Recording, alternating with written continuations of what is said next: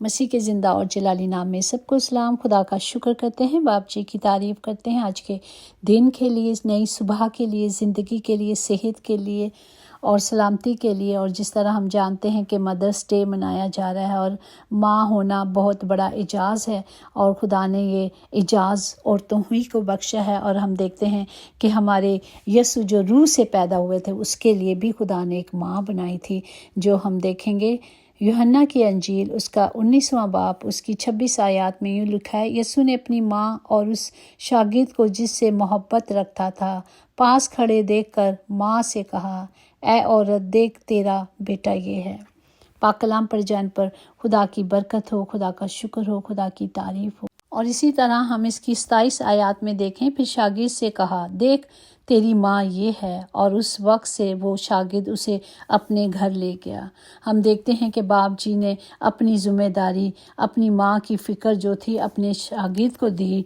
और वो शागिर्द होगा जो खुदा का वफ़ादार होगा, जो ईमानदार होगा, जो खुदावंद जी जानते होंगे कि ये मेरी माँ की इस ज़िम्मेदारी को मेरे तौर पर पूरा करेंगे। और माँ मरियम वो वाहिद खातून है जो खुदा के बेटे की वलादत और मौत की चश्मदीद गवाह थी। उन्होंने यीशु को अपने बेटे के तौर पर जन्म देते हुए और अपने मुनंजी के तौर पर मरते हुए देखा। अगर पहले भी हमारी माँ को ये पता होता कि यीशु की माँ की हैसियत से दुख उठाना पड़ेगा, तो भी फरिश्तों को उसका जवाब वही होता जो उसने दिया कि मैं खुदा की बंदी हूँ, मेरे लिए तेरे कौल के मुआफिक हो। हम देखते हैं कि माँ हर तरह से अपनी ज़िम्मेदारी को खुदा की हजूरी से लेने के लिए तैयार थी। वो जानती नहीं थी कि ये दुख सहना पड़ेगा, लेकिन उन्होंने सब दुख सहे सिर्फ खुदा बाप की पाक मर्ज़ी को पूरा करने के लिए। जिस तरह हमारे खुदावंद यीशु मसीह ने भी अपने बाप की मर्ज़ी को पूरा किया। हालांकि उन्होंने दुआ भी की कि खुदा बाप अगर ये प्याला मुझसे टल सकता है तो इसे टाल दें, लेकिन कहा मेरी नहीं बल्कि तेरी मर्ज़ी पूरी हो। इसी तरह हम देखते हैं कि हमारी माँ मरियम ने भी अपने बाप की पाक मर्ज़ी को पूरा किया। और हम जानते हैं कि बहुत मुश्किल था कि माँ ने इस 9 महीनों को, जो हम जानते हैं कि पहले ज़मानों में लोग कुंवारी बेटियां अगर ऐसी होती थी तो संसार कर देते थे, लेकिन माँ ने सिर्फ खुदा की मर्ज़ी को पूरा किया। और खुदा बाप ने भी अपनी शफ़क़त को, अपनी मोहब्बत को, उस कुर्बानी को जो वो देने के लिए तैयार थी, उनके साथ साथ रहे।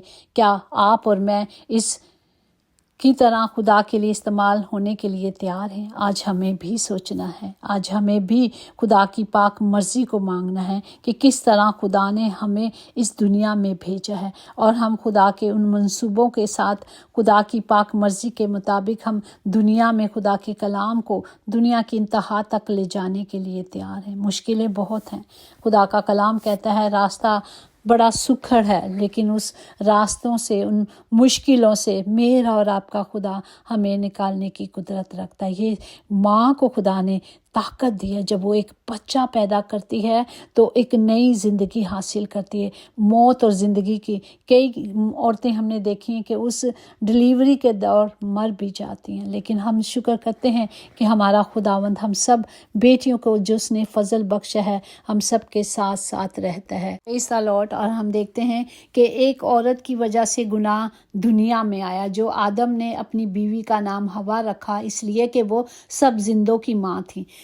और यहाँ हम देखते हैं कि औरत ही के वसीले से गुनाह आया और गुनाह की मजदूरी मौत थी। और खुदा ने हमें इस मौत से छुड़ाने के लिए माँ मरियम को चुना और खुदावंद यीशु हमारे लिए नजात बनकर दुनिया में आए। और हम शुक्र करते हैं कि हम खुदावंद के वसीले से, उस दूसरी माँ के वसीले से हमने अबदी ज़िंदगी पाई, जो हमारी उम्मीद है, जो हमारी आस है। खुदा ने हमें वादा किया है कि वो हमें अबदी ज़िंदगी देंगे।